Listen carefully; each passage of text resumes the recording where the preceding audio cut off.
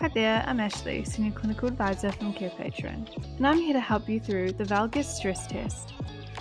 So what is a Valgus stress test? The Valgus stress test is a physical examination technique used to evaluate the integrity of the knee's medial collateral ligament, or the MCL. The MCL is a ligament located on the knee's inner side that helps stabilize the joint and prevent it from bending too far inward. This assessment tool allows physical therapists to identify the presence of an MCL injury or impairment, which can be used in development towards treatment. Injuries may result in difficulty flexing, pain, and stability. There are a variety of healthcare professionals who can use this test, however, it is mainly used by physical therapists.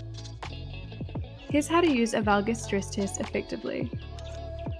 The first step is to gather the relevant materials, as well as read the instructions and reminders before starting. The second step is to then conduct the assessment. Finally, you'll then need to add additional notes and then integrate within your treatment plan.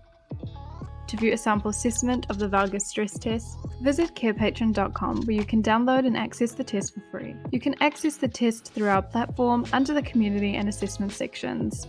You can also type in the keywords to find the note faster.